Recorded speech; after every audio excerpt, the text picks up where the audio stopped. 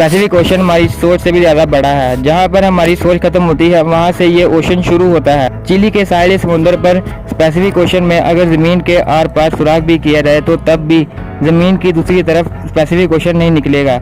मैं आपको बताता चलूँ कि दुनिया में टोटल 5 ओशन पाए जाते हैं। इन 5 ओशन में सबसे ज़्यादा बड़ा ओशन पैसिफिक ओशन कहलाता है और ये 165 मिलियन स्क्वायर किलोमीटर ओशन के एरिया पर फैला हुआ है। आप लोग ये बात जानकर बहुत हैरान होंगे कि पूरी दुनिया में जो टोटल खुश्क हिस्सा है वो 148 मिलियन स्क्वायर में फैला हुआ है। इसका मतलब ये है कि बाकी के 4 ओशन हटाकर अगर सिर्फ पैसिफिक ओशन की बात की जाए तो वो अकेला ही हमारी पूरी दुनिया के तमाम पहाड़ों, जंगलात, रेगिस्तान, आइलैंड से भी काफी ज्यादा बड़ा है। इस पूरे ओशन में चंद आइलैंड हैं, वो भी इस कदर छोटे हैं, वो इस पूरे आइलैंड आलीशान ओशन में सिर्फ एक डॉट के बराबर होते हैं। इनमें ज्यादातर वो आइलैंड है जिन पर आज तक किसी भी इंसान ने कदम नहीं रखा। तो अगर कोई इंसान ऐसी जगह पर गुम हो जाए तो उनको ढूंढने का चांस लगभग नामुमकिन होता दिखाई देता है। लेकिन मैं आज आपको एक ऐसे इंसान की रियल स्टोरी के बारे में बताऊंगा कि एक छोटी सी कश्ती पर पैसिफिक ओशन में गुम हो गया था, वो भी बस हफ्ते या 2 हफ्तों के लिए नहीं बल्कि पूरे 438 दिन के लिए। इस शख्स ने ये एक ऐसा वर्ल्ड रिकॉर्ड बना लिया था शायद कोई चाहते हुए भी तोड़ना पसंद नहीं करेगा। समुद्र में सबसे ज़्यादा वक्त गुजारने का रिकॉर्ड वर्ल्ड रिकॉर्ड सल्वाडोर अल्वारेंगा नामी एक शख्स के नाम है, जो समुद्र में अपनी ज़िंदगी के 438 दिन गुजारता रहा। जो किश्ती थी वो भी सिर्फ 7 फीट की छोटी सी थी। सवाल ये है कि आखिर 438 दिन तक ये शख्स समुद्र में अकेला जिंदा कैसे रहा। इससे पहले मैं आपको बताता चलूँ कि ये समुद्र में क्यों गया था। ये बात है 2012 की। मैक्सिको के एक छोटे गांव गोस्टा अजुल में जोस नामी एक शख्स रहता था जिसकी उम्र तकरीबन 36 साल थी और ये मच्छरों का काम करता था। 17 नवंबर 2012 को जोस अपने साथी के साथ मछलियां पकड़ने के लिए एक छोटी सी किश्ती पर आराम से सफर कर रहे थे। इनका ख्याल था कि वो सिर्फ समुद्र में 30 घंटे ही गुजारेंगे, इसलिए इनकी छोटी सी किश्ती पर ज़्यादा सामान नहीं था। इस 7 फीट की किश्ती पर सिर्फ एक इंजन और एक रेफ्रिजरेटर था जिसमें मछलियां स्टोर करने की जगह मौजूद थी।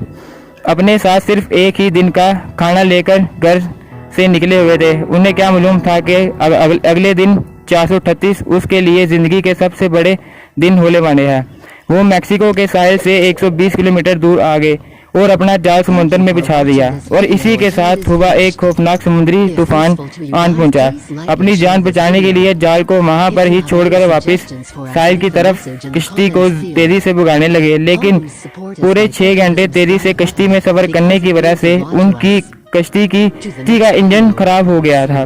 ठीक सुबह 7:15 पर वो अपने साहिल पर पहुंच चुके थे और सामने उनको अपना गांव नजर आ रहा था। साहिल सिर्फ 20 किलोमीटर की दूरी पर ही था।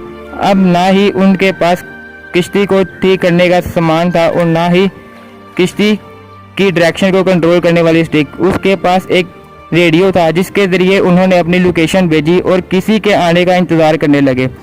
लेकिन उसके बाद जो उनके साथ हुआ वो किसी भी मछेरे का ख्वाब होगा। किसी चीज़ की मदद आने तक का इंतज़ार करते करते इनकी रेडियो की बैटरी भी जवाब देगी। इसी वजह से इन दोनों मछेरों का बाहर की दुनिया से राब्ता खत्म हो चुका था।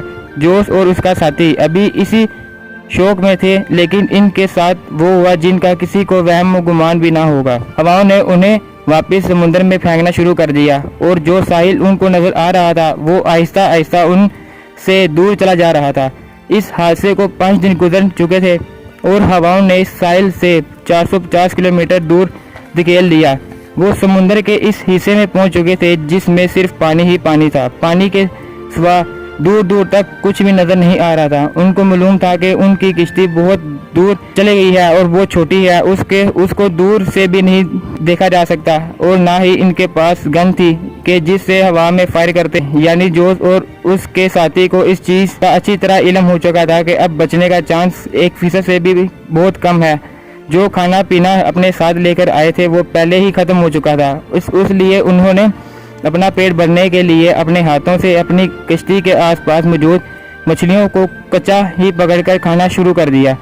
समुद्र का खारा पानी पीने से इंसान की मौत हो सकती है, इसी वजह से उन्होंने बारिश का पानी समुद्र में तैरने वाली प्लास्टिक की बोतलें में इकट्ठा करके पीना शुरू कर दिया। लेकिन जब कई दिनों तक बारिश ना हुई तो उनके पास से साफ पानी पीने के लिए खत्म हो चुका था। इसलिए वो अपनी प्यास बुझाने के लिए मछलियों का खून पीते थे।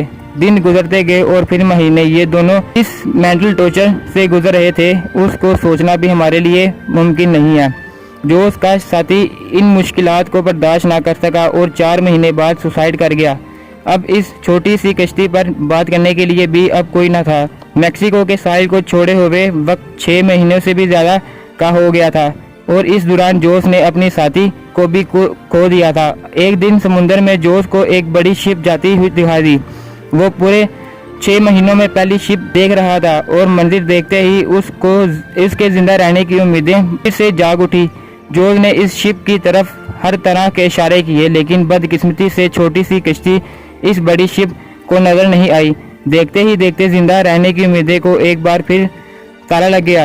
11 महीनों के बाद जोश अपनी इस छोटी सी किश्ती पर 800 किलोमीटर रास्ता तय कर चुका था। इसके कपड़े भी फट चुके थे। आखिरकार वो घड़ी आन ही पहुंची जब इस पर किस्मत मेहरबान हुई और 30 जनवरी 2014 यानी पूरे 14 महीनों के बाद जोश ने अपने आसपास नारियल तैरते देखे। वो समझ चुका था कि आइलैंड उसके करीब है और वहाँ से नारियल टूटकर समुद्र में तैर रहे हैं। थोड़ी ही देर बाद उसको वाकई में ही आइलैंड नजर आने लगा।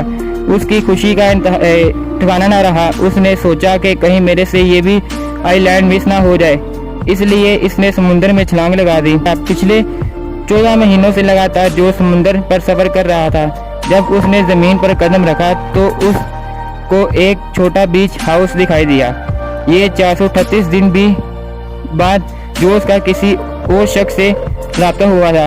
ये आइलैंड मार्शल आइलैंड का एक रिमोट आइलैंड था। ये भी उसकी किस्मत थी कि समुद्र में छोटे से डॉट जितने आइलैंड के करीब पहुंच गया था। अगर जोश इस आइलैंड को मिस करता तो अगला आइलैंड इससे 5000 किलोमीटर दूर था। इसके बाद जहाज के जरिए वापस इसको इसके घर पे भेजा गया। वापस पहुंचते ही उसको एक और मुसीबत ने घेर लिया। जोश का साथी जो इसके साथ सफर कर रहा था, जोश पर अपने साथी को मारकर समुद्र में फेंक जाने की वजह से केस कर दिया गया। जोश के मुताबिक इसके दोस्त ने सुसाइड कर लिया।